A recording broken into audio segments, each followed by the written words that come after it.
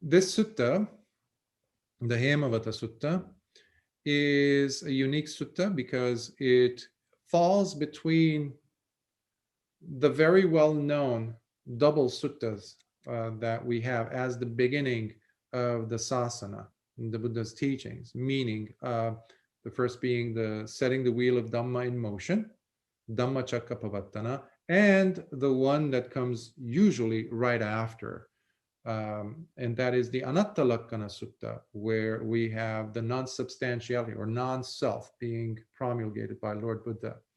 In the first one, we have Venerable Kondanya attaining Sotapanna, the very first human being. And next we have the 5 days later, we have all 5 students attaining arahantship. That was also the reason, that motif was the same reason why I chose to keep them back to back. 1 week we did Dhammacakka, and then the next time we did the Untitled. However, in between, there is this slender sutta called the Hemavata Sutta, which we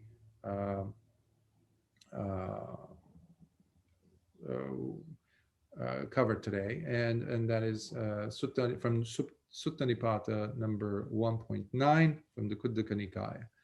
So there are these 2 Yakkhas that are having a conversation. Yakkhas are lower category devas, if you will, very powerful. They are given these titles of generals and things. And you have examples in the Atanatiya Sutta, you have the Mahasamaya Sutta, and other suttas where they really stand out. Many Yakkhas are protectors of the Dhamma because they are practitioners, but many others are not.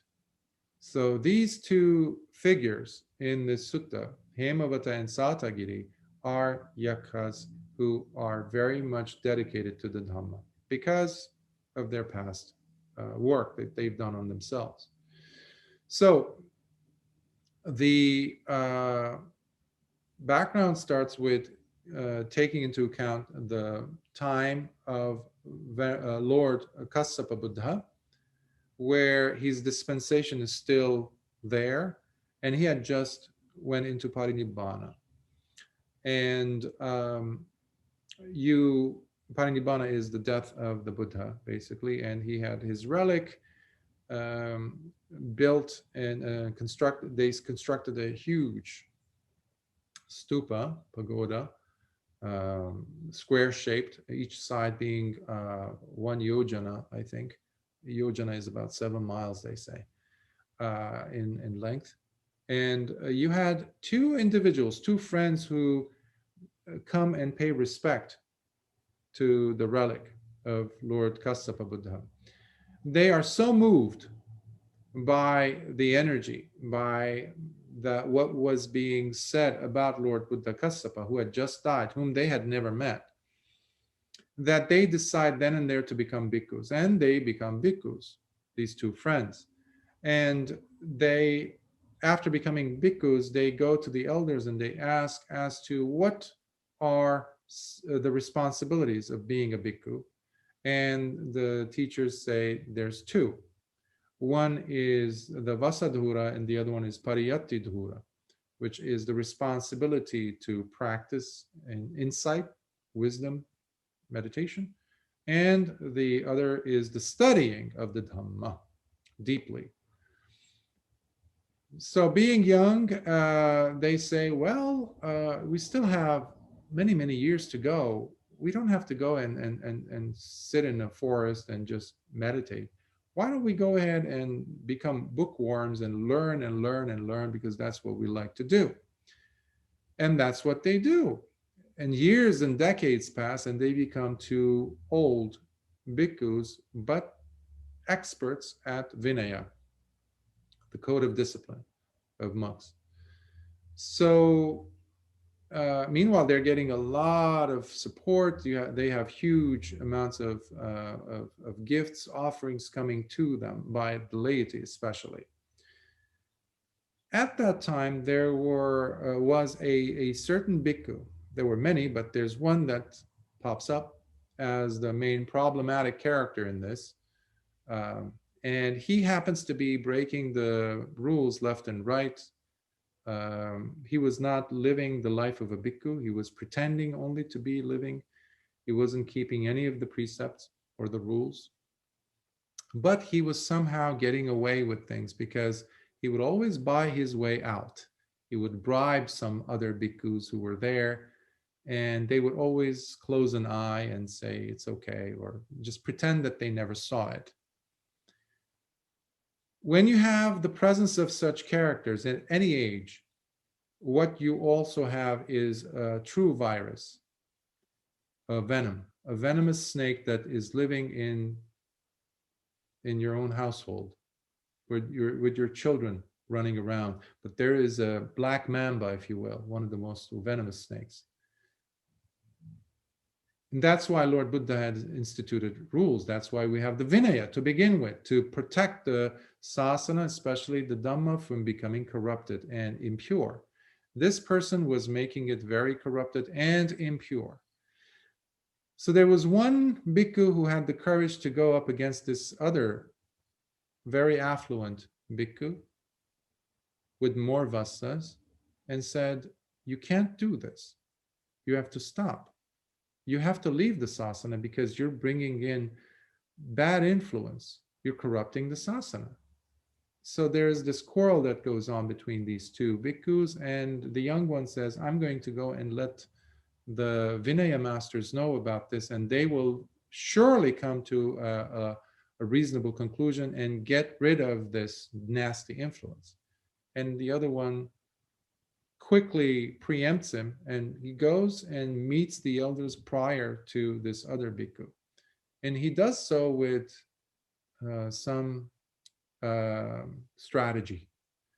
So he's very cunning and things, but he also takes many, many gifts and offerings to these two elder bhikkhus, the two friends, if you recall.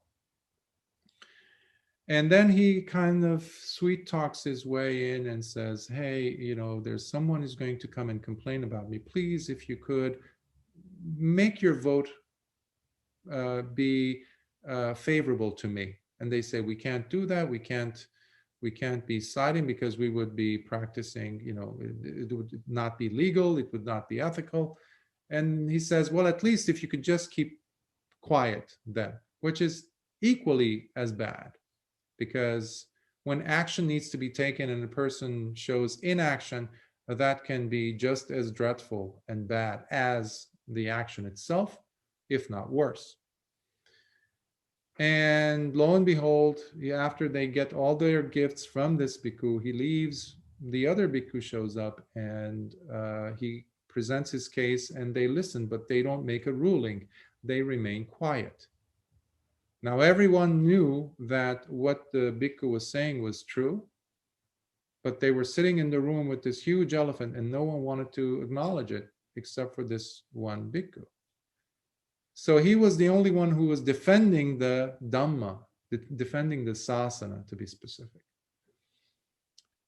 But the elders remain quiet, and he gets so heartbroken, and he says, please don't touch any more rules to try to intercede and try to convene any meetings, because you both are corrupt. Because today, Lord Kuddaka died. It's today that he died because you have just killed the sasana with your silence, because you needed to have taken action, but you didn't. And he's heartbroken. As he leaves, the other two bhikkhus, the old ones, they actually wake up, but it's too late. And they don't actually, not just too late, but they become remorseful, but they don't act on it, because now they're still protecting their image of, well, what if we come out and say something? Now we're going against what our position was, so might as well just remain quiet for the rest of our lives. And that's what they do. And they die. But because of that very serious, hurtful act, hurtful against the sasana, corrupting it, because that person still went on and influenced and let a lot of people lose their faith in the sasana. And that's what happens when we do have corrupt teachers and characters running around in the world of the sasana today. And we're always going to have that. Even at the time of Buddha, we had it, plenty of them. So they die, these two bhikkhus, these old bhikkhus die, but unlike their supporters, who were many of them, as I said, lay people, they become reborn in the Deva realms. These two highly knowledgeable, dedicated bhikkhus for many, many vassas, they end up in the lowest of Deva realms. They end up as Yakkhas. And Yakkhas, they have this fondness towards Devas because they don't look pretty. The Yakkhas look mean. And you probably have seen depictions in Chinese sculptures or drawings in different Buddhist countries. They are mean-looking, general type people with thick eyebrows, angry-looking, compared to very soft outline devas and pleasant sounding. So they realized the reasons why they ended up as Yakkhas. And one of them, both of them, as being so dedicated to the Dhamma and having already 500 disciples each, they become Yakkha generals with 500 soldiers each, soldiers of Yakkhas. So they have a following. So, and the commentaries say how one of them, Sātāgiri, was reappeared as a Yakkha in the region within the Madhya Pradesh, or middle country of India. And his friend Hemavata, whose name is there as the title of the sutta, was reborn in the Hemavata region, which is where the Himalaya mountains are, northern part of India, as Hemavata Yakkha, along with his own 500. Now, because of their attachment or connection, rather, to the Dhamma, they make this allegiance. They make this pact among them, this contract, if you will, where they say to each other, please keep your eyes open. If in any era, because they live for very, very long periods of time, we miss this opportunity to meet a Buddha, let us keep our eyes open just in case we get lucky and there's another Buddha that appears in our time. And there are signs that appear. So if you see the signs, please rush back to me and let me know, and I will join you. And if I see signs, I will come and let you know. Now, at that time, where this sutta is taking place, it is the same day where Lord Buddha has just taught the Dhammacakkappavattana. And it was in the Madhya Pradesh, which is the middle country, which is the domain of Sātāgiri, one of the Yakkhas. So Sātāgiri goes there with his 500 retinue of Yakkha soldiers, and he's sitting in Anjali, he's listening to the Dhamma talk, where Lord Buddha is giving setting the wheel of Dhamma in motion, teaching the Four Noble Truths to the 5 disciples, along with multitudes of Brahmas, Devas, and Yakkhas listening. So he's there too with his 500 soldiers listening, but his mind is like, oh, my friend, where is my friend? Hemavata. I wonder if he's here in the crowd listening too, because this is big. This is a Buddha. Now, they had already missed the signs of Siddhartha Gautama's birth. They also missed the signs of Lord Buddha becoming awakened. But this time, Sātāgiri had not missed the sign of Lord Buddha because there was so much commotion in the Deva realms, in the Brahma realms. Everybody was coming to earth and to listen to the Dhammacakkappavattana being taught for the first time. So he couldn't miss that. He was very alert to it. But unfortunately, he gets up and leaves before the Lord Buddha finishes his Dhamma discourse to the 5 bhikkhus.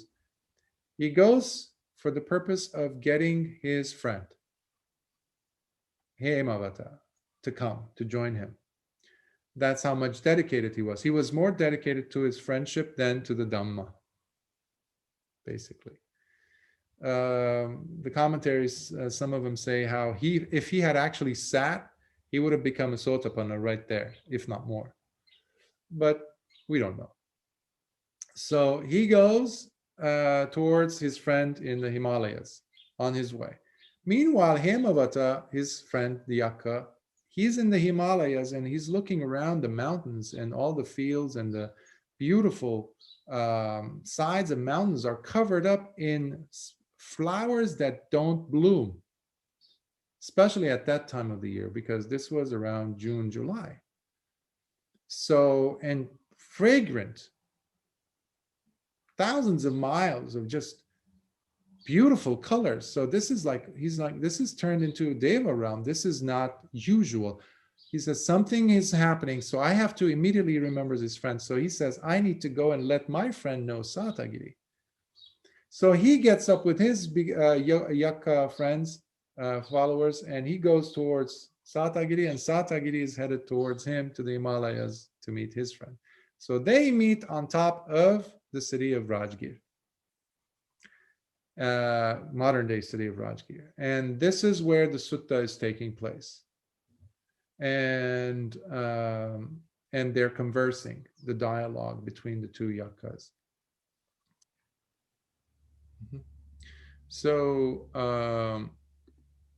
the sutta is that we'll be covering today is Hemavata Sutta, and it's from Sutta Nipāta 1.9, and the larger grouping of it, where Sutta Nipāta happens to be the fifth book, the larger umbrella Nikāya is the Kuddaka Nikāya, or the minor sayings, minor discourses. So this is the conversation that is taking place between the two Yakkha friends above the royal city of Rajgah or Rajgir, between Sātāgiri or Sātāgira and Hemavata. The first one to speak is Sātāgiri. Today is the 15th day of the Uposhata, called out the Yakkha Sātāgiri of Mount Sāta to his friend Hemavata. A holy night indeed is at hand, my dear friend. Come, let us now both go and see our peerless teacher, Gautama. It's very clear that the voice of Lord Buddha is still reverberating in his mind, in his heart. He's like, let's go, let's go. I just cut the discourse in half. I was listening to Lord Buddha giving the Dhammacakkappavattana discourse because I thought of you, Hemavata. You need to hear this. This is the sign that we were recording in progress. We were talking about. And so he's saying, friends Hemavata, please don't be confused. This is a real situation. We might have come across false teachers in the past, but this is really,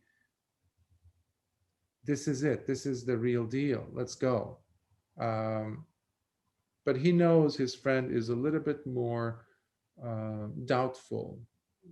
Hemavata, by the way, was, the commentaries say he was much more learned when it came to the Dhamma in his understanding. So we're going to discover how he likes to ask probing questions from Sātāgiri, his friend, and later on from the Buddha himself. So he's saying, have no doubt, he is the Buddha. We missed the opportunity with Lord Buddha Kassapa. We only saw his cremation. We were so inspired, we became bhikkhus, yes, but we never got to hear a living Buddha speak. This is it. Let's go. Let's not waste time. You must come and see. Humans, devas, yakkhas, brahmas are all gathered paying respect to Lord Buddha. Meanwhile, Hemavata says in his mind, wait a minute, this is a very bold statement my friend is making. Buddha now Well, what are the signs? What is this? Give me some clues. Give me some evidence to support your claim. That's what he's going to be ending up doing if we're talking about a Buddha. And this is his response to his friend Sātāgiri. Friend Sātāgiri, can your teacher keep his mind well disposed towards all beings equally? Is he balanced? Does he have preferential treatment, basically? Does his mind shake? Is your teacher well disposed to all beings without any discrimination? Responded the Yakkha Hemavata to his friend Sātāgiri. Does your teacher exercise his power and control over his thoughts, restraining them to only what is desirable, while refraining from all that is undesirable? Is he able to do those things? Basically, he's asking, do you know for sure your Buddha is impartial between even his own disciples and other people? And by the same token, can he keep control over his thoughts? Is there metta basically in his heart? Is there mudita in his heart? Mudita is the altruistic joy, where you look at beings around you and there is no separation. You see them equal. Compassion, is there compassion in him towards all? And when you look at the life that Lord Buddha has had, he had the same attitude towards even his arch nemesis, his enemy. Devadatta make himself an enemy, but Devadatta, that person who tried to kill Lord Buddha several times, Lord Buddha looked upon Devadatta the same way that he looked at his own son, Rahula. Imagine. So this is for us to know also that this is not easy to be able to look what someone's doing to you, yet still maintain that. Now, maintain that position that you are compassionate towards them. Lord Buddha, even before he died, he declared that despite what Devadatta had done, despite the fact that he was in hell and is going to be there for an eon, eventually he was to climb up and be able to become a Pacceka Buddha, a silent Buddha, one day. To have that clarity of mind requires a person to be of such a level that only Buddhas are able to maintain. So Hemavata is asking his friend, well, does your Buddha, does your teacher have the tadiguna, which basically are the three aspects of thoughts, in a sense of the thoughts that are drenched in sensuality, thoughts that are drenched in bitterness, resentment, and thoughts that are drenched in violence. So do you see any element of that in the mind of the Buddha? And Sātāgiri says, friend Hemavata, our teacher, the Buddha, looks upon all beings with equanimity. And he exercises his power and control over his thoughts, restraining them to not only only what is desirable, while refraining from all that is undesirable. So his mind is looking at kusala and akusala. And if you remember,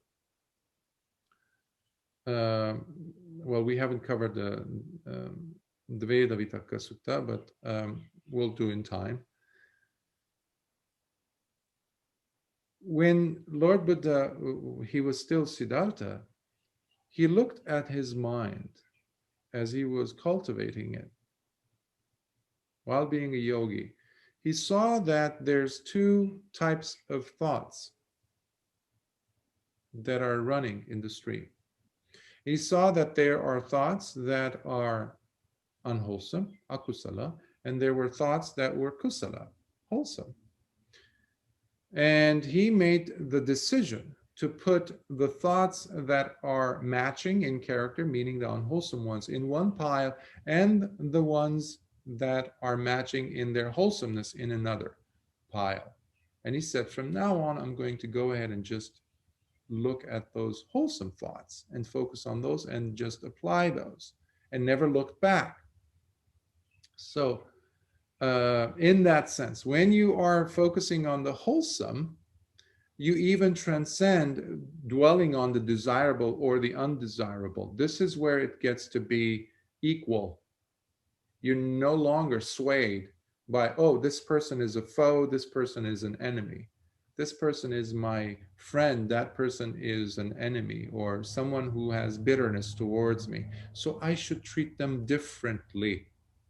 Because the moment we do that, the moment we have that attitude in us, that creates agitation in the mind, because now we are applying preferences.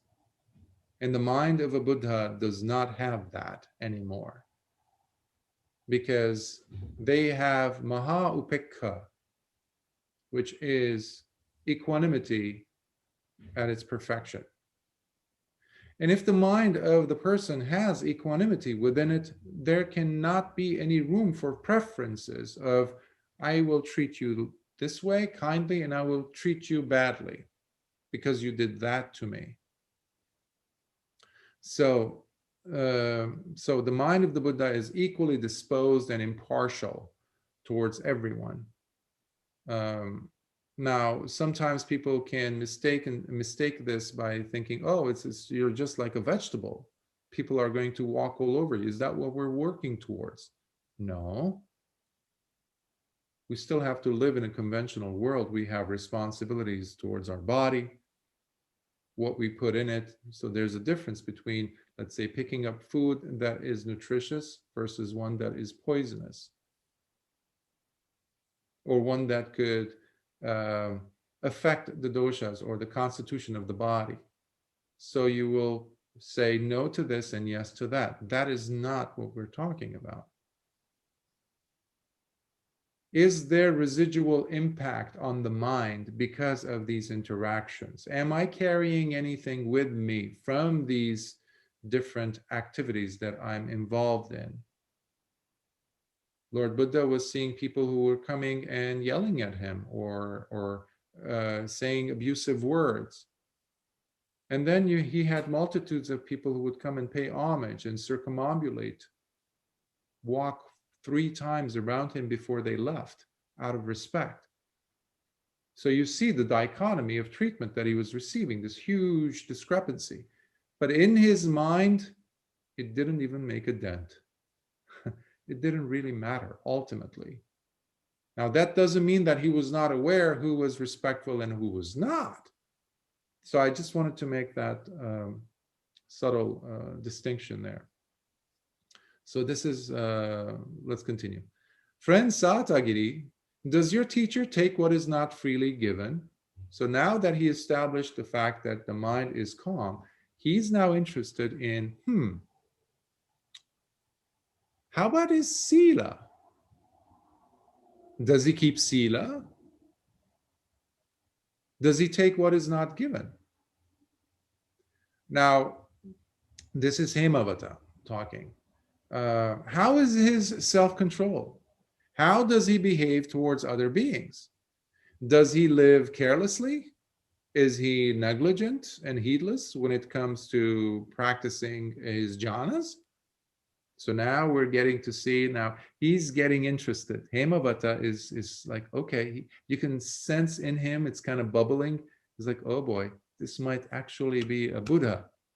But let me make sure. Let me ask these other questions. You can already figure out their personality differences. as they unfold this conversation pieces between them. So is he the teacher that you have, the Buddha? Does he have attachment to things? Does he have control over his thoughts? Well, you said yes. Well, how about his behavior? Now, it might sound strange to hear these questions come up, but we need to look at these questions in the context of what was happening in their contemporary India of that time. What I mean by that, you had people like Purana Kassapa, you had Nigantanataputta, whom we met several times, the giant leader, Mahavira. You had a slew of other characters who were calling themselves Buddha, who were calling themselves Tathagata. These were not terms that Lord Buddha came up with, by the way. So Mahavira would call himself Tathagata, for example, even though he never had any of those qualities. But you had these people like Purana Kassapa and others who were claiming these, bombastic things about themselves. But these Yakkhas were very privy to what was happening in these individuals' lives. They knew their deepest secrets. Because as a Yakkha or a Deva, depending on their level, they can probe, they can see our mind. They can see our secrets. They can see our thoughts, how we think. So Hemavata was not coming from just being an extremely doubtful person or just being an argumentative friend here. No, he's using what he has encountered as, okay, is this what we're going to see in your Buddha here? And Sātāgiri says, friend Hemavata, our teacher does not take what is not given, for he is fully restrained with self-control, behaving with loving kindness towards all beings. The Buddha is far from being careless, and he is neither negligent nor heedless in his practice of the jhanas. Talking about the jhanas, about attainments, is one of the easiest things one can do. But practicing them is a totally different story. Here again, does his behavior match his claims? That's what Hemavata is asking. Or is he a fake? Before I go, I need to know if he's a fake or not. And that is a legitimate question that every student needs to ask. Several months ago, we did the Sutta Vimansaka, if you recall, the investigation or examination. This is very pertinent, this sutta, to what was covered there as well. This attitude, which oftentimes we don't see in students.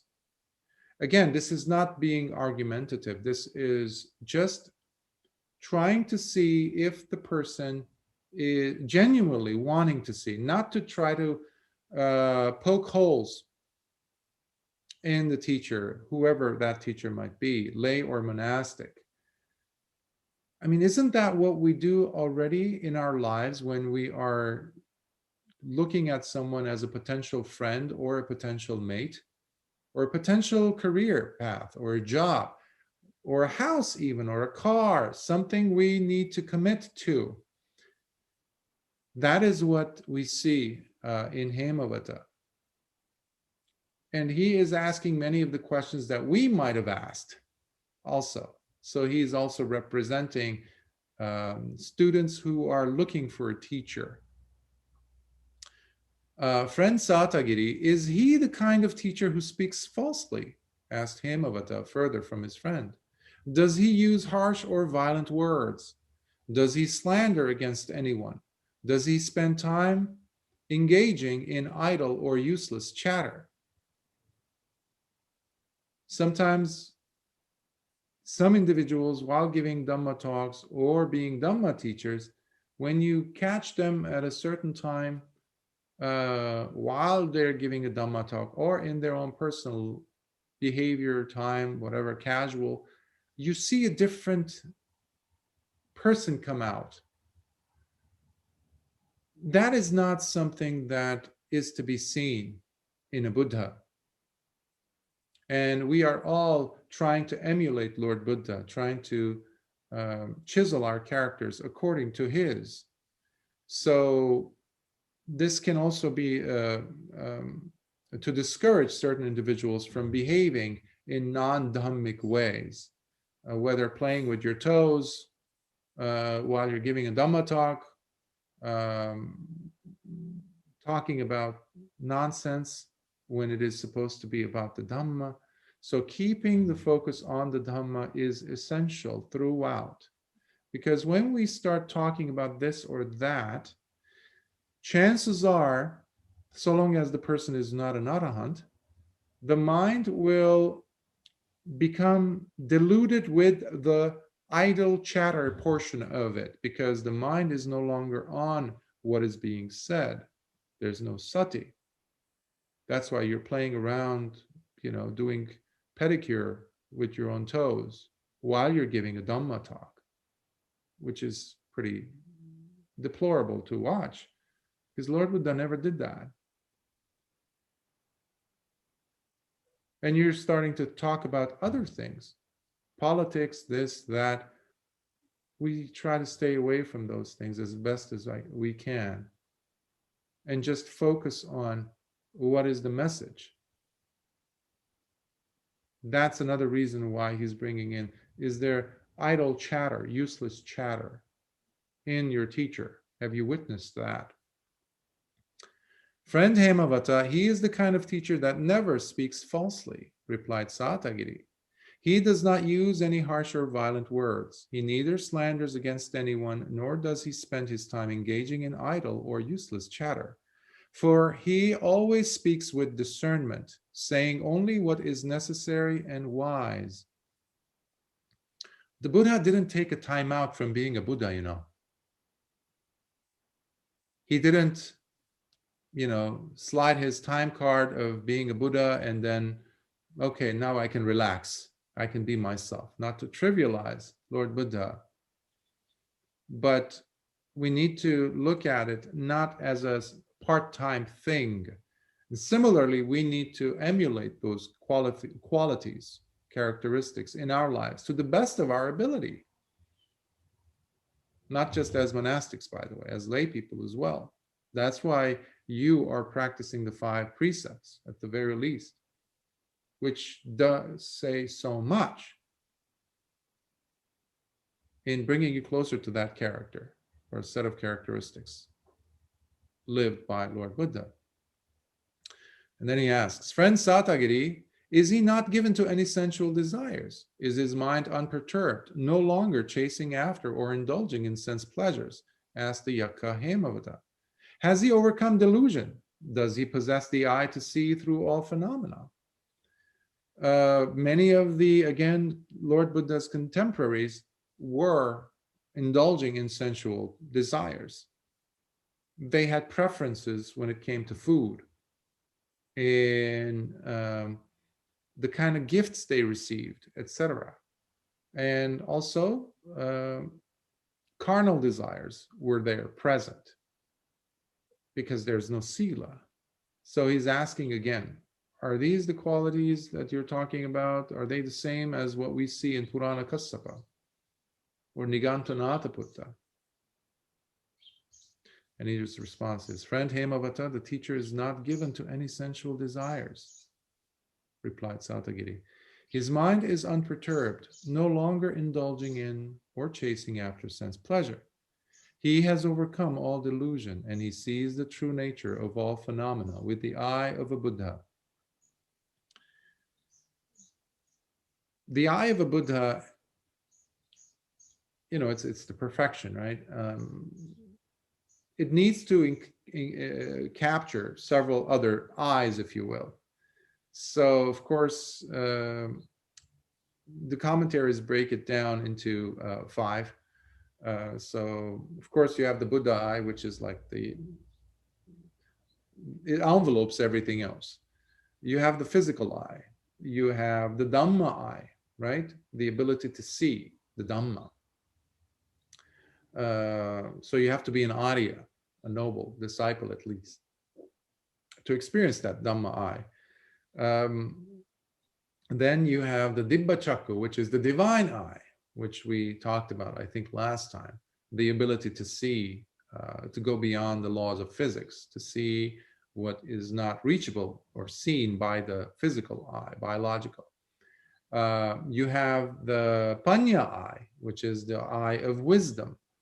Because not every Arya, not every noble disciple, even though they have the Dhamma eye, they don't necessarily have wisdom. That comes with more and more work in insight, in practicing meditation, insight meditation. That's why there is the liberation through wisdom. There's that. And not every arahant or noble disciple will be going down that path. So, but the Buddha has all these 5 in them. So just so the physical eye, the Dhamma eye, the wisdom eye, the Dhammacakka, the divine eye, and the Buddha eye. Just for all those who are interested in knowing what is that, the eye of a Buddha. And Hemavata says, friend Sātāgiri, is he a master of knowledge? Now he's really excited because he was very much in his past life as the Vinayadhara, was very much into learning and studying the Dhamma and the Vinaya. So that was his domain, that was his territory. So he's like, is your Buddha is he a master of knowledge? Basically, can I go and ask him questions? Does he possess perfect purity of conduct? Are all his mental contaminants all destroyed? The asavas, are they destroyed? Is he a full arahant, basically? And is he bound for any more renewed existence? Which basically says, is he still caught in samsara like us? Which, if the answer is yes, then he's not a Buddha. We're not talking about a Buddha. Let's go somewhere else. So he now you see his eagerness to really have his friend say, yes, he has purity of character. Yes, he is a master of knowledge. Yes. So he's like, yeah, are we, almost like a child who's going to go to the toy shop or a candy store, and we're going to have this, we're going to go that, we're going to do this, that, yes. So that's what I'm seeing here. So they know now that they are not going to be missing an opportunity, basically, as they have missed it at the time of Lord Kassapa Buddha. And Sātāgiri says, indeed, friend, he is the great master of knowledge, while adding, he is the one possessing perfect purity of conduct. Having destroyed all his mental contaminants, he now lives finally freed, no longer bound for any more renewed existence. There is no pono bhavika, which is that desire to constantly want to manifest in a new form of becoming, if you will. I know last week we briefly touched on that. The great sage's heart is flawlessly exquisite. Whether one witnesses his speech or deed, you see it in his action or in his words. You can't miss it. He's not fake, basically. Sometimes I've had students ask questions about so-and-so teacher and this, and without getting too much into it, I would just like, listen, you're not supposed to be put in this precarious position to constantly analyze whether your teacher is true or not. Do his words match his behavior? Basically. If they don't, then you're not dealing with the genuine article. Lord Buddha was the genuine example. So as teachers, that needs to be the drive we have, the compass that we work towards. Being fully accomplished in both knowledge and behavior, my dear friend, Gautama is the very teacher possessing the qualities you hold dear and praise. So now he's saying to Hemavata, the qualities that you appreciate so much, he has them. He has them. Lord Buddha has these qualities. Being fully accomplished in both knowledge and behavior, my dear friend, Gautama is the very teacher possessing the qualities you rejoice in wholeheartedly and celebrate. Not just praise, but rejoice in. Being fully accomplished in both knowledge and behavior, my dear friend, let us now go and see Gautama, the only one who possesses the purest knowledge and behavior. The silent warrior, whose slender limbs are like those of an antelope, eating only a little, with a heart that knows no lust for food. He now sits meditating in the great forest all alone. Let us now go, my friend, and see Gautama. By the way, these last words were spoken by Hemavata. He looked and he saw that Lord Buddha was sitting in the forest, quietly meditating. And he's like, okay, we're going. Let's go. Let's go. His arms are like antelopes. They're not as big as, mine. They're slender. He eats only a little, he says. It's only been 7 weeks after his awakening, by the way. So he was starving for 6.5 years or so. But the way he describes him, we so appreciate these words that we get 26 centuries later of Lord Buddha, these tiny little data, these details of make him more human for us. It's just remarkably beautiful. And Hemavata continues.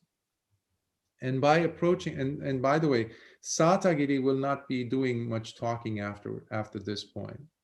It's Hemavata, as we see. He's taking charge in a way in the sutta as it unfolds.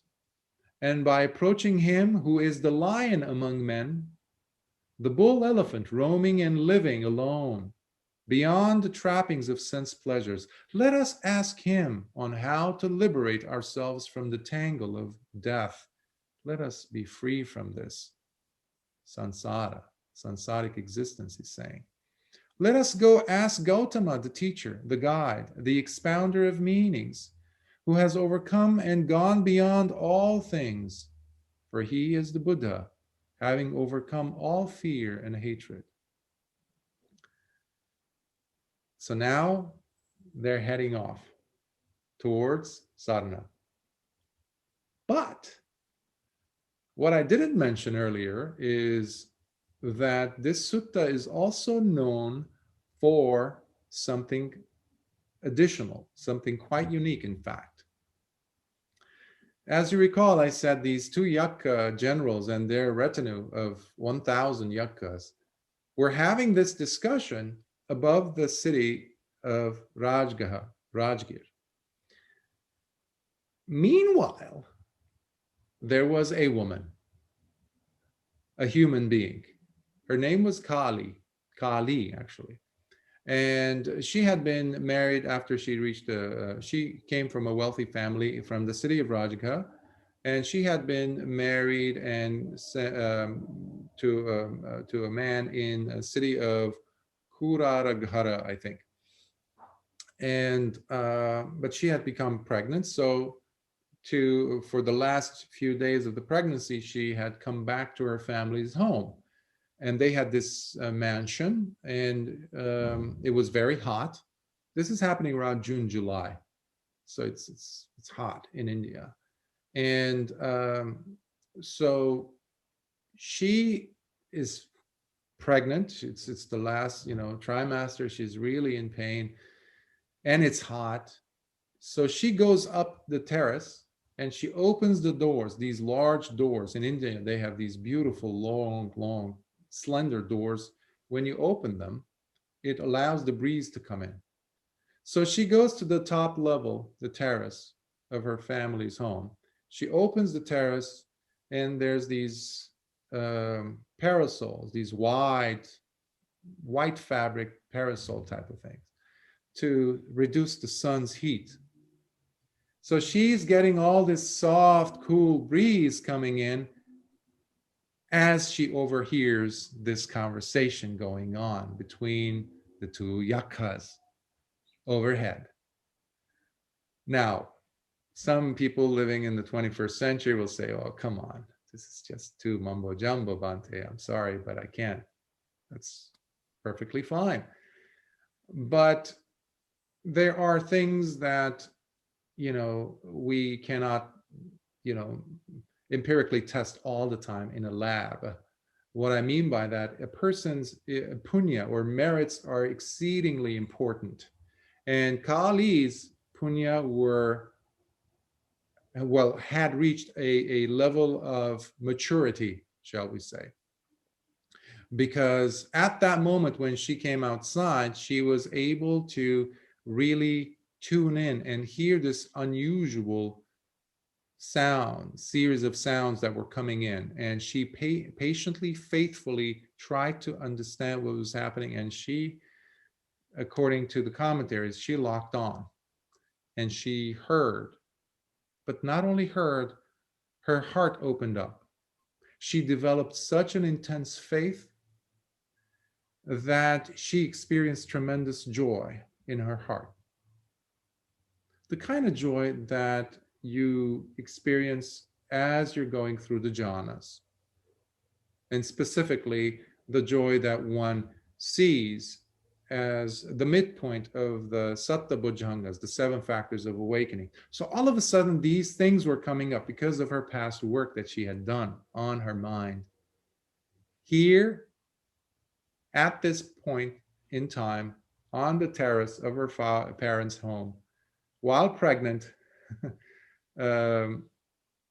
as she's hearing this conversation, the accolades, the discussion about what the Buddha is, what qualities he has, her faith blossoms to such a point where she becomes a Sotapanna. And she becomes the first female on the planet at that time to experience the state of nobility.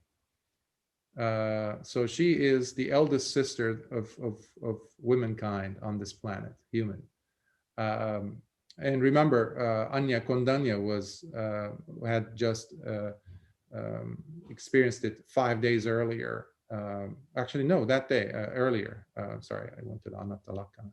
So it's a wonderful story, and because without even having met the Buddha, she became a Sotapanna. Think about that. So when I hear people come and say, Bhante, yes, these are good suttas, I like the suttas, this and that, but how are they related to me? They're not. I can't see myself. Why not? We don't necessarily have to be living at the time of Buddha to taste the fruits of the Dhamma. Just remember, many thousands, hundreds of thousands of people approached Lord Buddha during those 45 years. Not everyone saw the Dhamma, Not everyone became an arahant. You had a lot of lousy people, a lot of bad people coming to Lord Buddha. We like to think only about the good ones. Yes, of course. The Arya Sāvakas, the noble disciples, but we forget. And here you are sitting on a Saturday, and it's the faith that we need to work on in opening up the mind, allowing, constant allowing. Whenever the mind goes into tightness, that's the craving. Whenever we go into I want this to happen, why isn't it happening? That's arrogance. That's conceit. That's ditthimana. The conceit of wrong views. This is all about me, not you, me, myself, I. That is ignorance. But to have faith also means to open that and trust constantly the purity of the Dhamma. So there's a lot of allowing taking place. So so that is one other very crucial part of this sutta that needs to be acknowledged. So then the two Yakkha generals approached the Blessed One, and after paying homage to him, stood at a respectful distance, and Hemavata eagerly addressed the Blessed One with a question. So here now they have the 1,000 Yakkha disciples. And this is happening around midnight at this point, I believe. And the commentary says that the Lord Buddha had not left his sitting position since the time that he was giving the Dhammacakkappavattana in full lotus. So he hadn't left his seat, they say. So Hemavata goes ahead and asks, how does the world arise, Bhagava, Lord? By means of what association is the world maintained? By grasping onto what does the world become afflicted, and with what? So by asking this question, because he was so much rooted in knowledge in his past life as a bhikkhu, he wants to gain the answers that he never got. He only saw them in suttas, but he wants something valid, something tangible for him. So he's asking, what is the beginning of lokas, basically? Both sankhara lokas, things, conditioned things, and as well as sentient beings or satta lokas, or, humans, devas, yakkhas, animals, all these beings. Like, what is the world originated by, and what is it maintained by, and what is its affliction, the cause of its affliction, meaning the cause for its stress, its distress, its suffering. So in a way, you can understand where this is going to go, having, Lord Buddha having just given the Dhammacakkappavattana. The world arises in six, answered the Blessed One to Hemavata.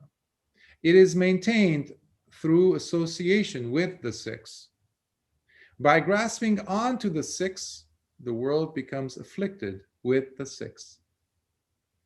Now remember, this is Sutta Nipāta, so there's a lot of verses that you find. And what I didn't mention earlier is that the Sutta Nipāta, this collection of suttas, comes to us from the earliest days of the sasana, meaning Lord Buddha himself had said these, had validated them, and the monks and nuns knew verses from these suttas, and they would sometimes recite them, chant them, and sometimes Lord Buddha would test them if they know Dhamma. And when they said Dhamma, it would be in reference to the suttas found in the Sutta Nipāta. So it's the oldest that we have.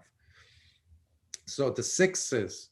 So obviously we're talking about the alayatana, or in this case, the internal sense organs, the six, which are, we've gone over this many times, but for listeners for the first time, we have the eyes, ears, nose, tongue, body, and the mind as the sixth. And as their objects, we have their on the receiving end of it, you have, or what gets picked up, you have sights for the eyes, you have sounds for the ears, you have smells, odors for the nose, you have tastes for flavors for the tongue, and you have touches, tactile objects for the body, and you have dhammas, or thoughts, phenomena for the mind as the sixth organ. So It is the interaction between these two that brings the world into being. That's what Lord Buddha is saying. So that interaction also brings with it, so long as it is based on ignorance, which is craving. If you recall, last time we were talking about Chitta, how he pointed out it's not the black ox nor the white ox, but the yoke between the two. And the black ox was, let's say, representing the internal sense organs or bases. And then the white ox was representing the external, the objects of these senses. These two on their own, they don't necessarily do any harm. They're just there. It's the yoking of them both that is the problem, and that is our craving to attach this notion of this drive of this is who I am. You and I are one and the same. Identification, basically. I like this. I despise, I hate that. Get it away from me. All these indicate that the 12 ayatanas, the 6 bases and their objects, the 12 ayatanas, you probably have come across it in the Paticcasamuppada, Salayatana. So these in this case the 12 are always burning. I like, I don't like, I like, I don't like, I don't care, I like, I don't like, I don't like, I like. That's what's happening on a continuous basis. So when we say monkey mind, well, what is the monkey jumping from branch to branch to get to? It's running from one branch, jumping from one branch, which it does not like, to grab hold of the mango on the branch that it wants. The mango could be anything. It could be a delightful thought. It could be a delightful touch, a flavor, anything. But by constantly jumping back and forth, we get the burning, the monkey mind, or the heart. And because in connection with the 6s, I think it would be also good for you to, if you can, go to check out from the Majjhima Nikāya 148, the Chacakka Sutta, which I've recorded in the past, and it's a wonderful, it's very terse, it's very methodical, but it's a wonderful sutta that really drives the 6s home for the mind to kind of settle in. And it's a wonderful meditation tool, even if you can sit with it. So Hemavata still asks, what is that grasping by which the world becomes afflicted? So grasping, I ask that you look at it in terms of the Four Noble Truths here. Grasping, attachment. Grasping, attachment, right? So we're talking about upadana here, and we're talking about the samudaya. What is the origin of suffering? Becoming afflicted is the suffering. So by asking about the origin of suffering, which is the second noble truth, he's of course acknowledging the presence of the first noble truth. That's why he kept on bringing up the word afflicted. Do tell us about this release when asked, how is one freed from all suffering, Bhante? He's asking the question, Lord Buddha's giving the answer. He already gave the answer when it came to the alayatanas, the 6 senses. But he wants more. You can tell that he's very driven by knowledge, and he wants to get things conceptually as much like supported as possible. So what is the factor, basically, he's asking, that brings in samsāravata, which is the round of suffering? What is that extraordinary Dhamma that can pull us out of suffering? He wants to know that. So he's now going with the how, which is the way, right? The how, the method. What? The fourth of the Noble Truth system. And the Blessed One replied, 5 are the kinds of sensual pleasures in the world, to which the mind is added as the 6th.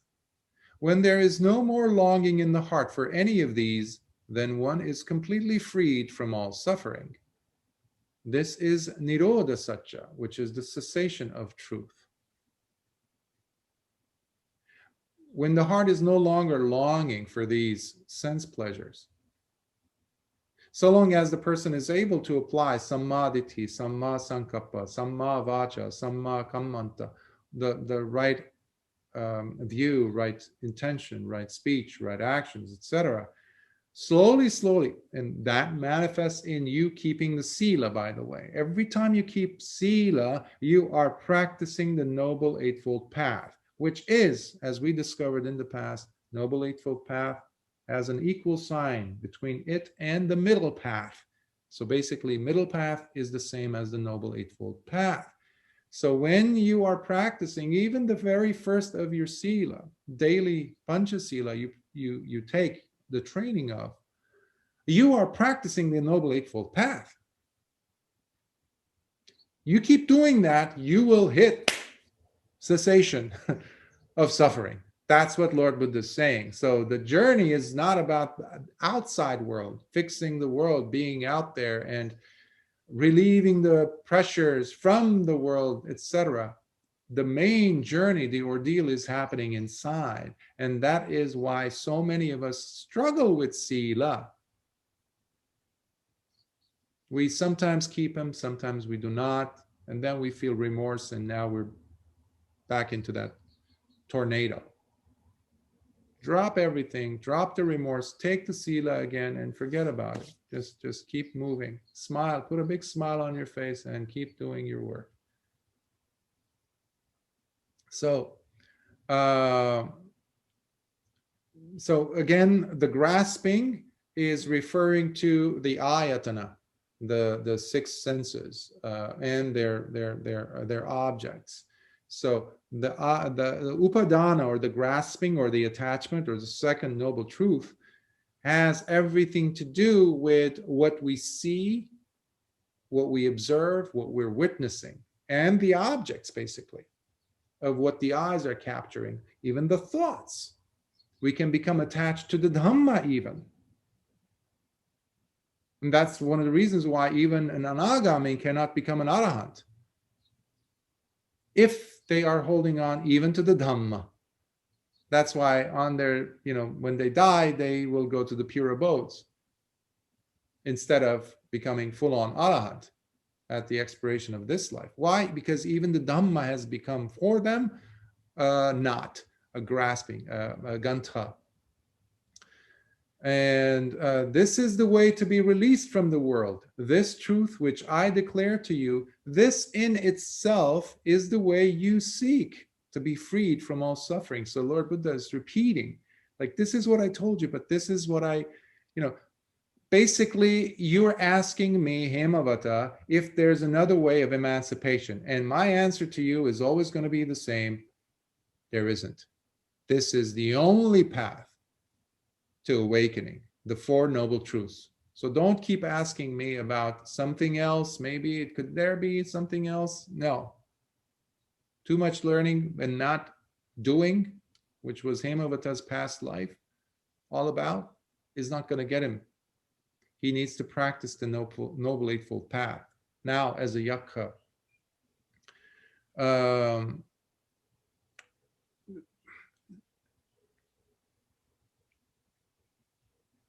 what also is happening at this point is the 2 friends are listening along with their Yakkha friends, disciples, and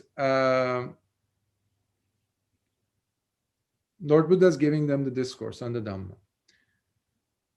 One thing that I think we need to stress all the time, every time we come across Lord Buddha giving a discourse, is the fact that he so generously provided the Dhamma in whole, in completion, with the intention of having this person have a chance to even become an arahant. Not just magga, but arahata phala, the fruition stage of arahantship. That is the intention behind every single Dhamma discourse that Lord Buddha gave. Remember Bahia? He gave such a short statement. But even that was so full that it helped Venerable Bahia become an arahant right on the spot. So there is, there is a scene that I think it's from Mingun Sayadaw, or I think it's from him, if not Mahasi Sayadaw. But there is an image that they use where they say, imagine a king feeding his son, the crown prince, and the child is opening his mouth and the father is feeding him rice. The father is giving him full on the rice, but the child might pick up a few grains of rice from that mouthful, from that morsel. And that's how much the child took. And the child will chew it and gulp it down. But the father had given him the full morsel. Lord Buddha always gives the full morsel of the Dhamma in completion. It is us, how we take it, that can allow us to, if we have the merits and we're really intent on being fully available and faithful to it, allowing it to land and to be absorbed, land on one of the four stages of nobility. And this was the case with Hemavata and Sātāgiri, because they become Sotapannas at this point in the discourse, along with their 1,000 Yakkha students. However, the reason why I brought the morsel of food or morsel of Dhamma is because Lord Buddha gave them the Dhamma in full with the hope that, if you will, that they become arahants, but they became sotapannas, because that's how big their mouth was, or mouths were. They took in only that much. So when we listen to Dhamma talks, when we listen or when we read the Dhamma, when we are being absorbed in it, it has everything to do with how much we make ourselves available, how much we're giving. This path takes a lot of effort. Yes, sometimes you have individuals like Kali who get up on the terrace and boom, they hit Sotapanna. But we don't know her past lives. As far as we're concerned, we must put effort. For over 25 years, if not more, Venerable Ananda did not strive as much as he could have. And that's what Lord Buddha and Venerable Sariputta always urged Venerable Ananda to do, but he was negligent. He didn't put enough effort to meditate, to dedicate himself to it. Enough. It only took Lord Buddha to die, to go into parinibbana, to really instigate, to start that fire burning in him, that sense of urgency. That is something that we owe. If we want to become arahants, that needs to be the case for each of us. No longer looking for shortcuts.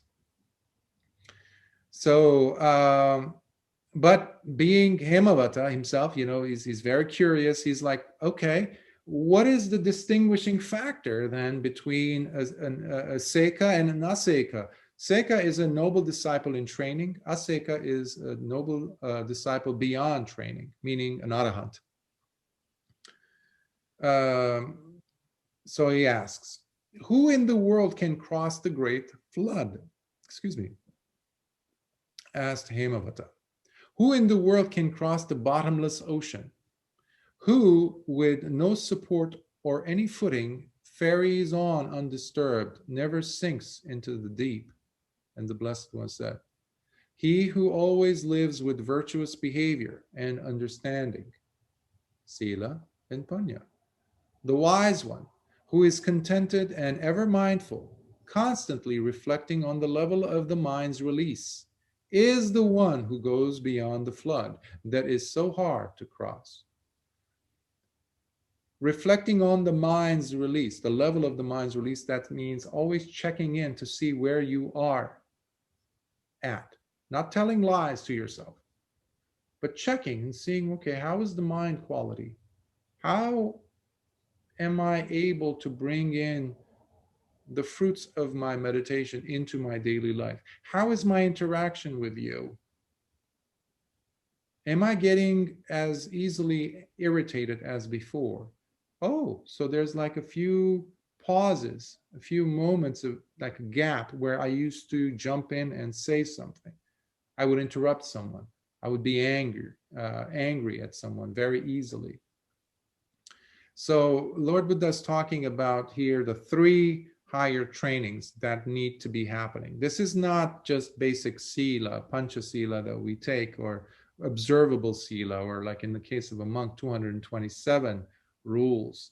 This is beyond that, meaning the person has taken sila and put it in his heart. They will be sila.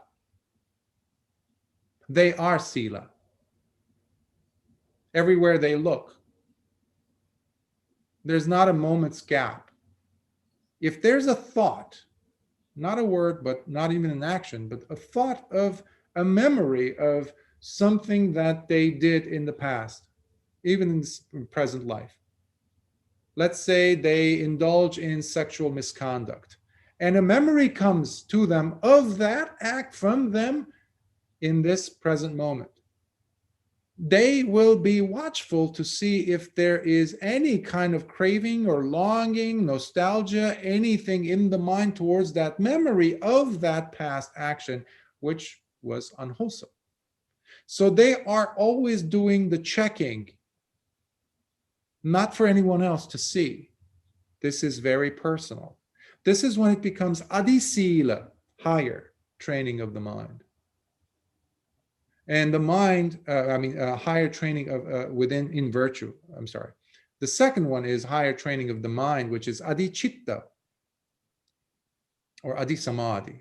This is sila, samadhi, panya. The higher trainings of these are adisila, adichitta, and adipanya. That's the third one. So a person who has these three things within them developing, and this comes, by the way, through constant sati and panya. This is when it becomes mahasati and mahapanya. If you recall, I've mentioned Ajahn Mahabua and especially Ajahn Mun, his teacher.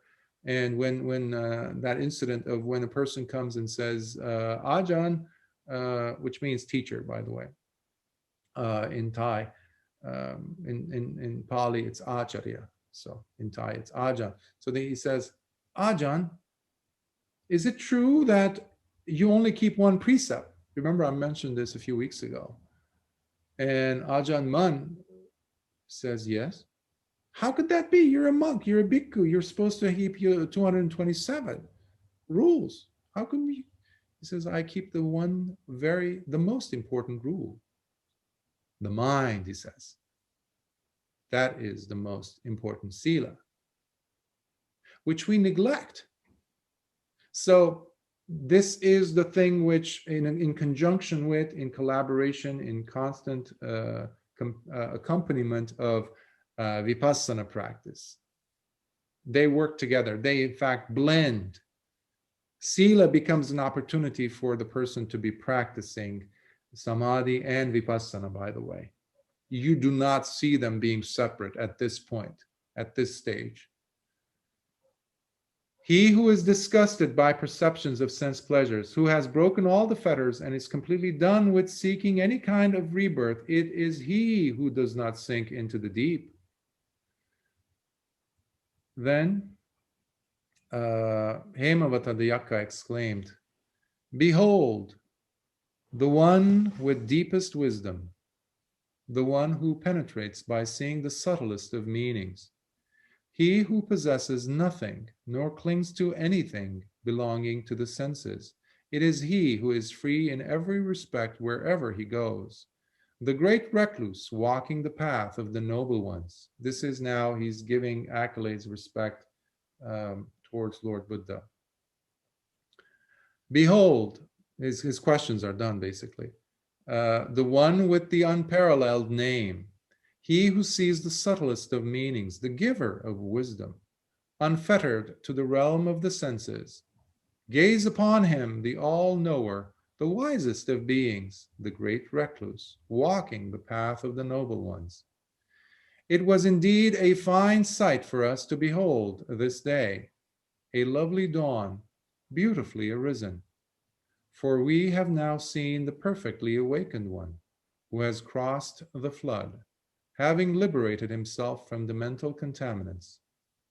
Blessed one, now all these powerful and mighty Yakkhas, 1,000 in number, all go to you for refuge.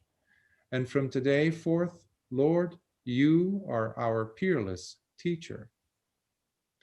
From village to village we will now roam, and from peak to peak, while paying homage to the perfectly awakened one and the sublime truth of the Dhamma you teach. Sadhu, sadhu, sadhu. That is the Hemavata Sutta. I hope it was enjoyable to listen to and allowed us some thoughts and encouraged us, or is encouraging us, inspiring us, because we need inspiration. So if you have any questions, please, or comments, just unmute yourself so you can speak. Go ahead. Go ahead, Upatissa. Thanks very much, Bhante, for the talk. I was just wondering whether you could elaborate on the differences between Yakkhas, Devas, Asuras, or even Gandharvas, or other beings that the suttas say that reside in plants, trees, or the ocean, or on earth. Thanks very much.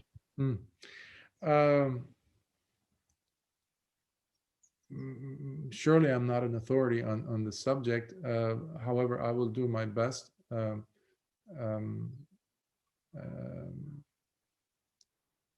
The subject of Yakkhas, Devas, things, I always elected to stay away from as a practitioner over the years. Since I started my journey in the earliest days, I chose not to, because I would see them. I would just say, yeah, sure, because I was very much science. My education was science-based. Being artistically inclined, but I was also a teacher of science. So I felt that if I could not test it, I could not feel it, touch it, empirically observe it, it's really pointless for me to talk about it, basically. And plus, how is that relevant to my love of the Dhamma, the studying of the Dhamma, or curiosity in knowing about the Dhamma? And but I would study it. So as part of the different schools or curricula that I had to follow, etc. But as one practices, there is more validity to many of the things that we come to experience or encounter in the suttas. So without divulging too much, it's just one, I encourage every one of us to practice because these things, like earlier I was saying about the Buddha eye, for example. Yes, we can all relate with the observable eye, the biological anatomical thing here, the eyeball. Rods and cones, all these things behind it that allow us to see, etc. We can relate to that. But the other eyes, we don't know about, we don't care about. Well, at least to leave some room open instead of saying that's impossible, which I sometimes see in secular Buddhists happening in the world, which is a sad, unfortunate reality. Purana Kassapa was one of them, by the way, so it's not even Buddhist, being of that mindset. So I really had to tackle and challenge that resistance that I had towards devas, the presence of other beings, and just to leave a crack in the window, as it were, a door open for possibilities, and let the experience itself of the Dhamma reveal those to the person. So that has been my attitude. And like the Dhamma itself, it is timeless, yes, but it is also it is well expounded, svakato, but it's also sandittiko. You can bring it in, you can taste it, you can try it, you can understand it for yourself. And that is what my encouragement is here. That's what I'm trying to do by using all these words to convey that feeling. So having that trust, that faith develop while you're practicing, while you're dedicating yourself to the Dhamma is a fact, which enables the person to really come and feel and see the devas in different ways. And the same goes with other beings. So coming back to your specific question, if there's, like, how do they, like, what's the Buddhist cosmology, if you will?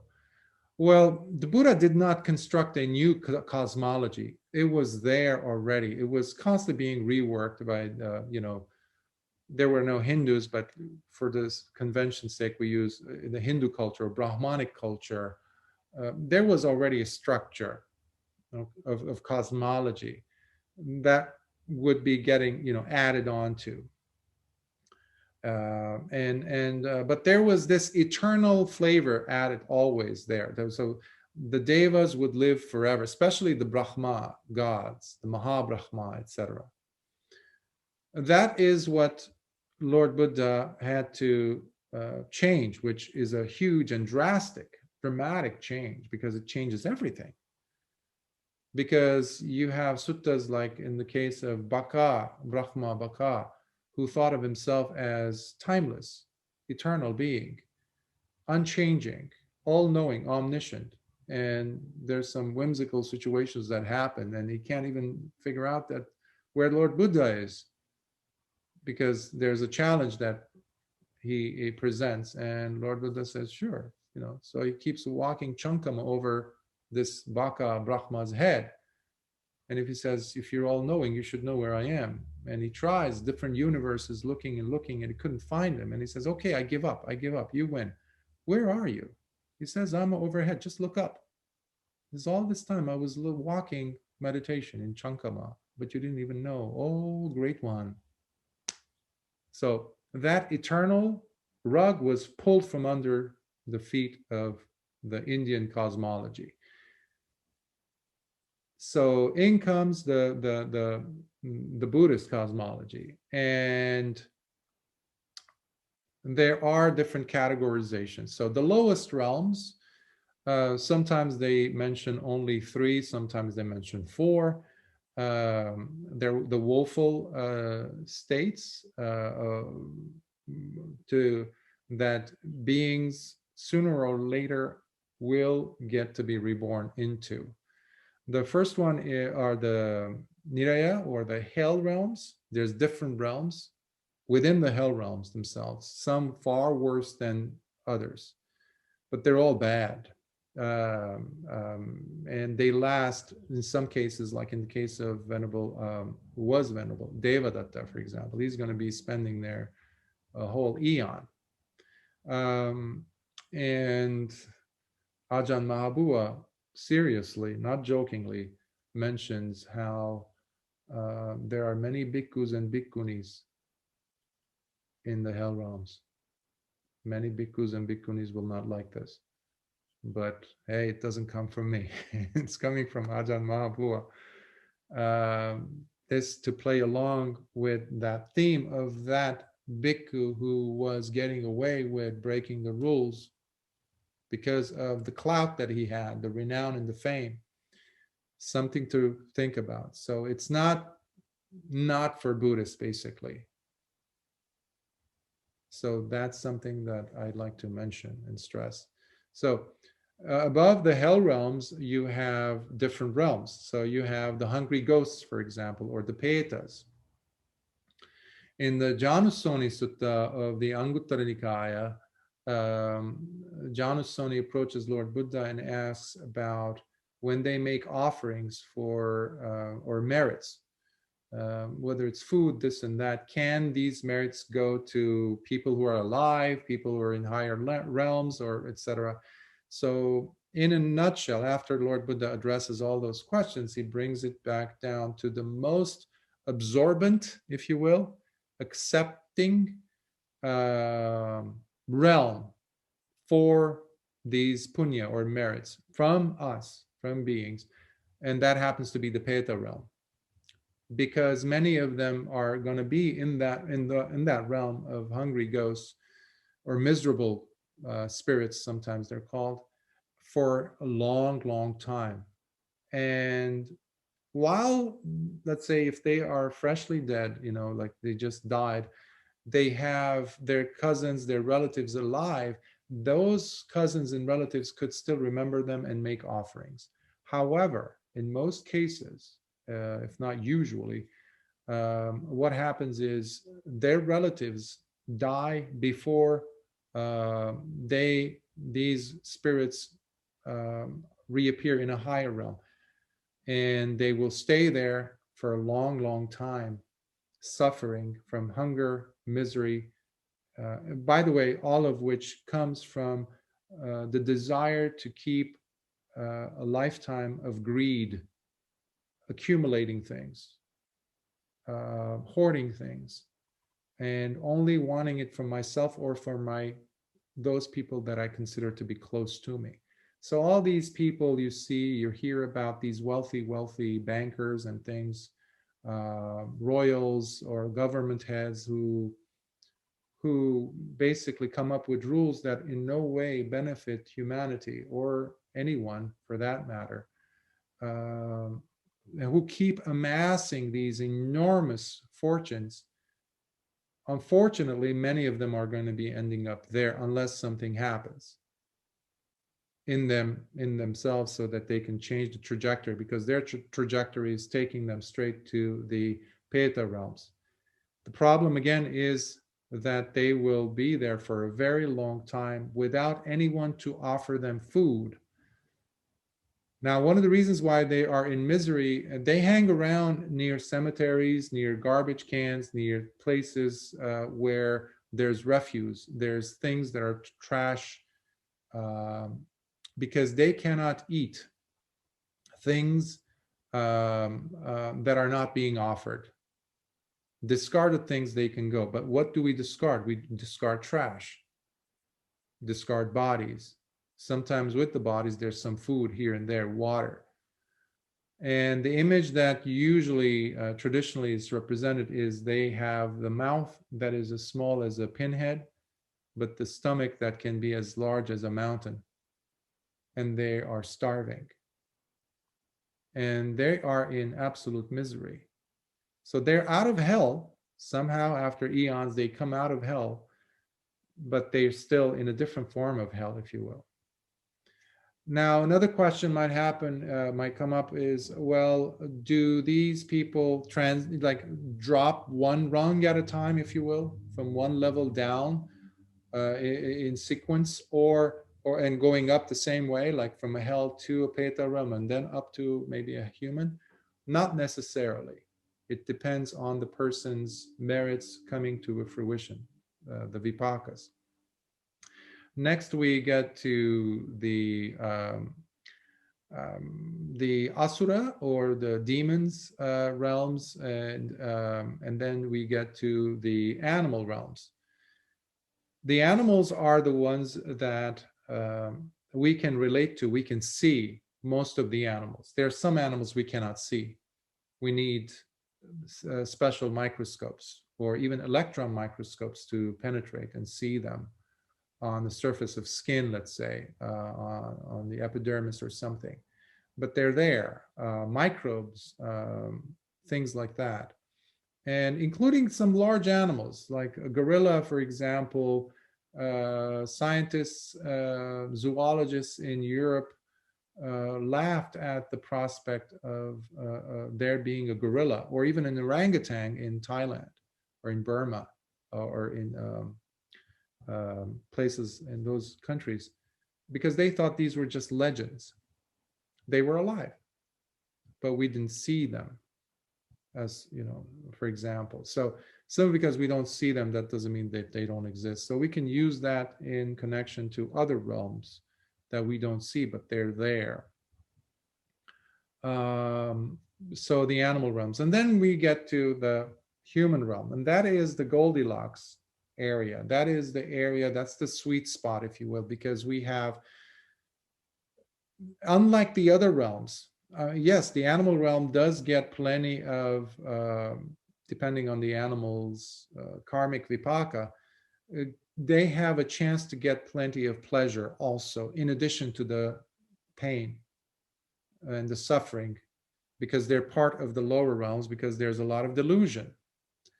Animals can make good karma too, however. The other realms cannot. But again, this has to be part of that animal's, the nature of the animal, the species of the animal, all play a part in it. However, there are certain animals that are, they can only live by killing. If the person or the being is born into such a realm, into that species, the length of time that that being will be spending as that animal will be, or even in the animal realm, is going to be a lot longer than, let's say, a chicken. Actually, chicken also eats earthworms. So another animal, let's say a bee, a butterfly.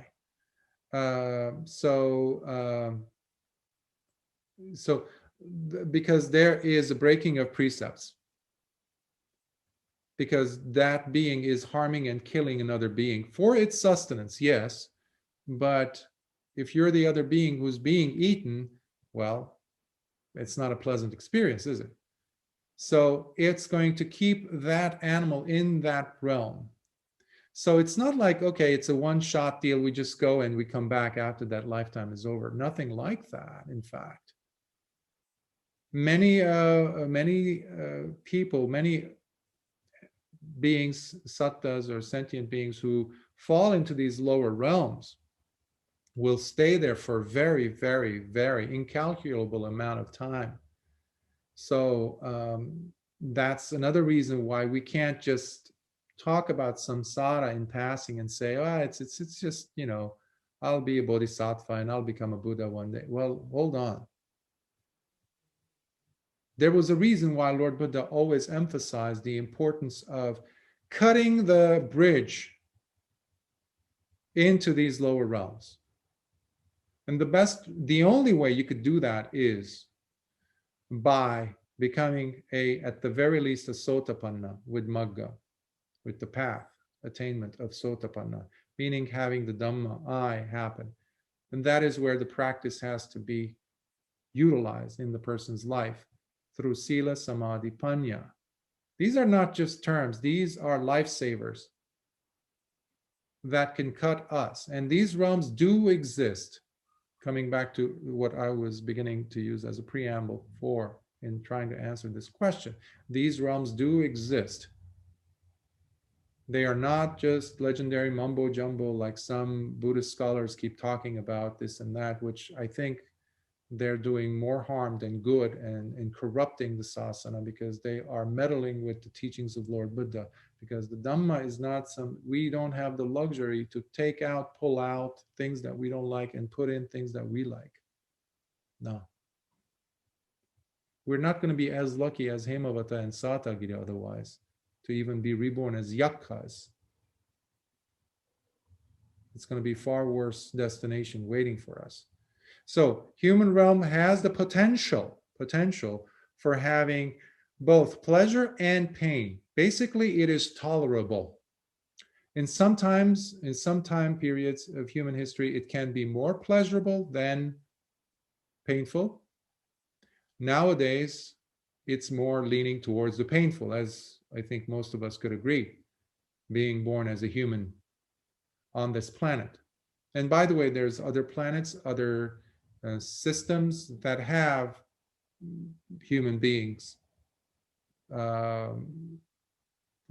based on this cosmology structure. Next, we get to the Deva realms, the lowest earthbound Devas, and the Maharajika Devas, the Maharajas, the Chatu Maharajas, the four great kings that show up oftentimes. And they were there in the sutta that I mentioned briefly today, Atanatiya Sutta. And I think, Atanatiya for sure. And they are the four guardian kings. And one is the guardian king representing the Loka Devas, the worldly Devas. And there's the Yakkha god. Basically, he would be the god of today's protagonists, if you will, Sātāgiri and Hemavata. There is the Naga god, and there is the Kumbhanda god. Different categorizations of gods, and these are at the lowest level, if you will. They're still much higher than humans. They live for a very long time. I think the equivalent of 9 million years is the average lifespan for these devas. Now, each of these, they have their own caste system, if you will. As in the Yakkhas have their own, just like they have the subordinate Yakkhas, or the Devas, they have their own subordinate Devas. Lower level, let's say you have the Gandharas, Gandhabas, and they are, let's say, musicians and more, in the courts of these gods. That's how they say. They're like music, they like poetry. You can actually see elements of this in Greek mythology, where there's a lot of wine drinking, celebrating, constantly partying, sex, all these things, sense pleasures. These realms, especially because they've cut loose from the human realm and they have a lot more that they can experience, they're jumping on it. Okay, they're really, really enjoying it. And because the pain is much less, if any, at this point. And then you go higher and higher and higher. I won't be able to list them all because I don't remember them all. But the closest one after them is the Tavatimsa heaven, which is the realm of the 33 gods, primary 33 gods. And that is where Lord Sakka or Indra lives. And that is where we also have a special reliquary or a place that they have built a special stupa, Lord Sakka built, and the Devas, to house one of the relics of Lord Buddha. It's there, and some of the meditation practitioners from Burma have, I don't know if that is true or not, but they attest to having gone and seen it for themselves. Again, these are things that were commonplace at the time of Buddha, to go to the Deva realms and come back. Only a few centuries ago, well, actually today, people are still saying we live on a flat earth. So in the old days, that when Columbus or other people, or the Vikings even before him, they used to travel and they would go to places that other people would not even imagine. And even if someone said that these places existed on this planet, they would completely shun it or even burn you at the stake, probably, for saying such things. So, but these things nevertheless existed. And so how far we expand, how far do we push the envelope and are willing to go ahead and go the distance and explore them through mind practice. And it's there for us to see and to experience these realms and these beings. And then you go further up, and there's Tushita heaven, and there's higher realms, and there's realms that, and you're going basically. There are 3 lokas, tilokas, they're called. Lord Buddha talked about Kama Loka, Rupa Loka, and Arupa Loka. Kama Loka is the desire or sensual realm, and it could be painful or pleasure. So anything that senses pleasure or pain and driven by that seeking of pleasure is within the confines of kama, sensuality. And we fall into that category, as well as animals and also a big chunk of the deva realms. Now, as they're going higher and higher, you get to the realm that is where Brahma realms begin. And that is where we stop from the sensual or kama realms. And we are now in the territory of Rupa Lokas. Rupa meaning they have form. Beauty beyond measure.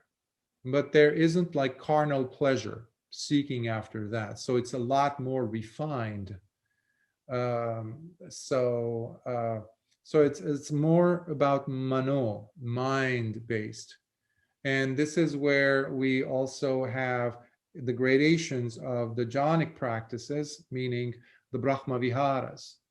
If a person practices Brahma Viharas, Brahma gods, so we are basically talking about the qualities, mental or even some people said emotional qualities of Brahma devas or Brahma gods that the person manifests in their life when they're doing, let's say, metta practice, karuna, mudita, and upekkha, which, by the way, as you notice, it's gradually becoming more and more refined, upekkha. And that is the state that these beings or higher Brahmas, not the highest, because there is still delusion there. There is delusion, because even Brahma is in the territory, the realm of Mara. Even Brahmas. You have religions out there all over the world that worship this god or that god. Well, basically, they're all in the hands of Mara. They're gods. If it's Maha Brahma, whatever, they're in the hands of Mara, because you have even suttas where you see Brahma gods being deceived by Mara, who just pretends to be one of the Brahmas and is saying, no, you're greater than this Buddha. Who is this Buddha coming and challenging our Lord, our great Maha Brahma? And Lord Buddha turns to him and says, basically, be quiet, Mara, I can see you. Brahma is unable to see what's happening, because the only way we can penetrate through and go beyond the realm of Mara is if we have the insight, if we crack that veil. Even on top of the Brahma realms, when you get to the formless realms, Arupa Loka, where you have the previous teachers of Siddhartha, Alara, Kalama, and Uddaka being reborn into, it's a vastly, unimaginably long time period that they're going to be stuck in. In what? Delusion. Still. Now, these 31, they make up 31 layers of existence. They are all the backyard of Mara. Even if you find the most beautiful heaven where there's justice like up the walls, there's incredible justice, fairness, beauty, climate is beautiful, every animal is being respected, every this and every that, and people are keeping even sila, they have good conduct, but people were having good conduct even before Lord Buddha showed up. But there was no insight, there was no wisdom as such to penetrate through ignorance. And that is what distinguishes this path. That's why I was saying initially when we sat today, let us not look for that warm hug as the all in all, that's the goal of our life, to reach that state of happiness. No. Then what's the difference between our path and any other path out there? Or anyone who even doesn't even have a path? Because everyone wants to feel comfortable, cozy, yeah, happy, this and that, perfect world. No, this world was never meant to be perfect. Period. Use it wisely. That's what Lord Buddha said. He suffered from physical ailments, Jivaka would always come. Jivaka was his physician. He would come and give him things for purging because he had sickness, belly sickness. He would have these problems, And then at later time in his life, he had terrible, terrible backache. But how was the mind? Just like Hemavata was asking, how is your Buddha's mind? Does he like the comfy bed versus the hating the ground, the firm wooden bed, the good food over there that rich person is going to offer tomorrow with the nice milk rice and this and that, all those delicious curries, versus this gruel, this oatmeal that's dirty, that's got these tiny little pieces of wood in there stuck, that this poor person barely was able to gather, and he's actually starving his own family to make sure that he can gather and give to Lord Buddha. That takes wisdom. That penetrates through all these realms. Yes, the realms are important so far as we're using them to anchor ourselves in the Dhamma.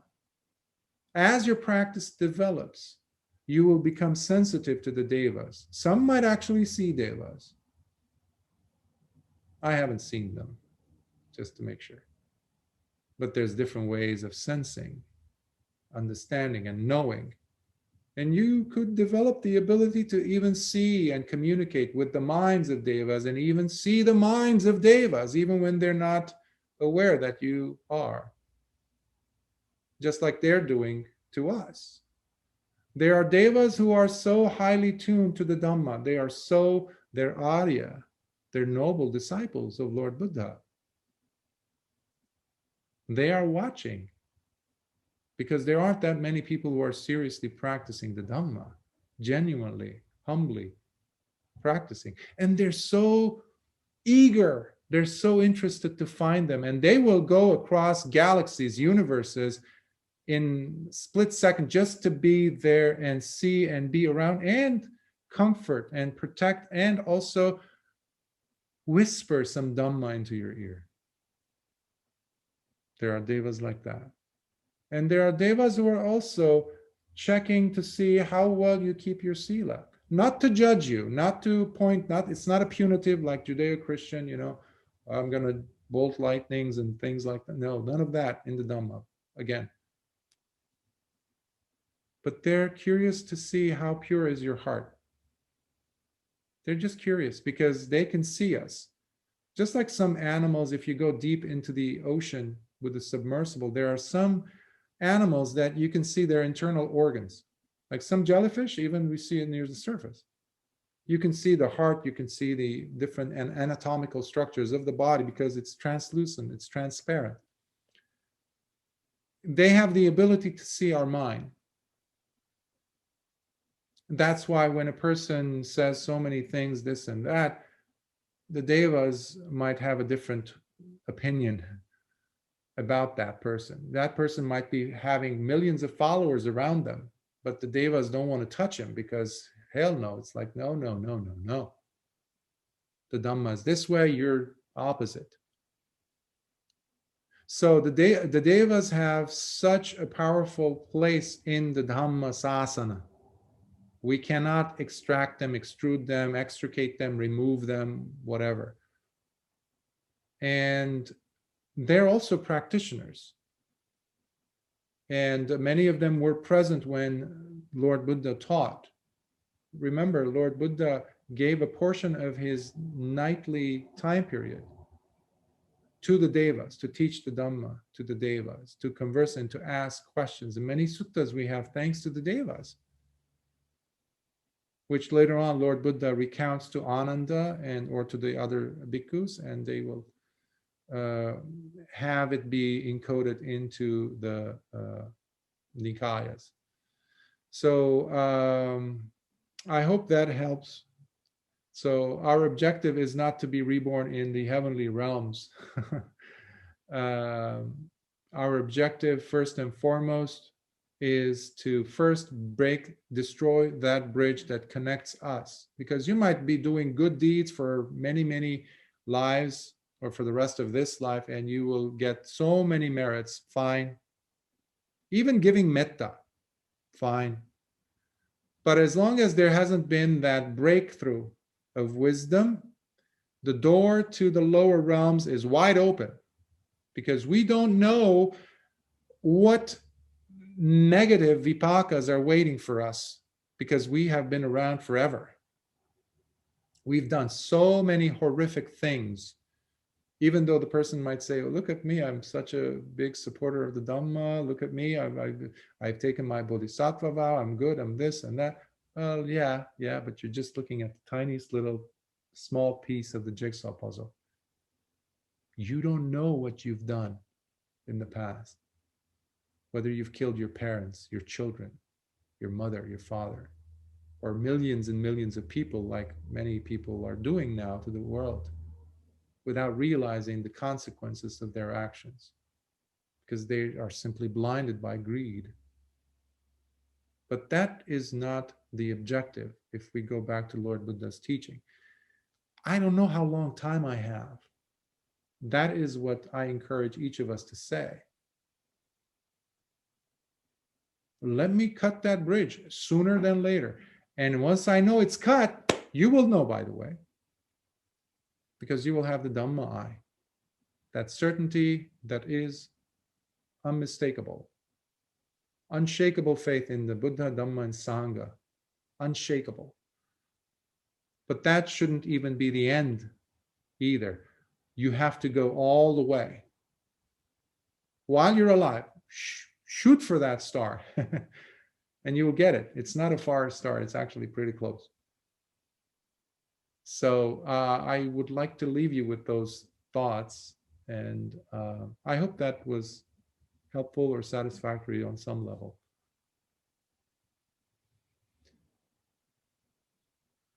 Okay. I'm going to have to stop today's session. I'm a bit exhausted. But please feel free, if you have questions, individual, email them my way, please, and I will do my best in answering them. So let us share some merits. May suffering ones be suffering free, and the fear-struck fearless be. May the grieving shed all grief, and may all beings find health relief. May all beings share in these merits that we have thus acquired for the acquisition of all kinds of wholesome happiness.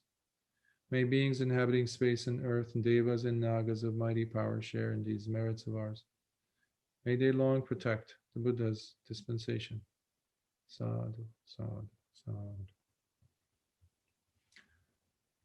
I hope today's talk was helpful, and yeah, I'll try to edit so that I can put the background information first, because it was not recorded. I had forgotten to hit the record button.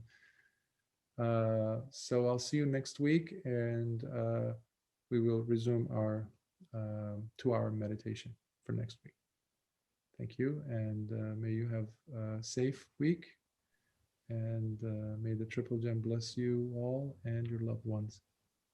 And practice, practice, practice, practice with diligence. You're not going to get it otherwise. It's not going to be handed to you. Sorry to say. It's not a lottery ticket that you're going to win. We're not going to presume that we are Kali, like that lady at the terrace. No. If Venerable Ananda did not struggle and push and push and push, Be on it with sati, sati, sati. Be on it with panya, on it constantly, as if life depends on it, because it does. Then it's not going to happen. It was never going to happen to Venerable Ananda, but it did. Just because he put that effort that day. And right before he put his head on the pillow, right when he was in the sitting posture and he was about to lay down, before his head, his bald head touched the pillow, he became an arahant. But all the work that he had put, walking meditation, sitting meditation, standing meditation, walking meditation, sitting meditation, standing, that we need to look at more carefully and apply that, because the Dhamma is alive despite what's being done around us. You can only save yourself, and that's what we're doing. But while you're doing that, you can shine ablaze the world around you and create this joy thanks to your sila, samadhi, panya, and turning them into adi sila, adi citta, adi panya, where you become the Dhamma, your life becomes the Dhamma. And that's a beautiful thing, I think. So be well, and I'll see you next week.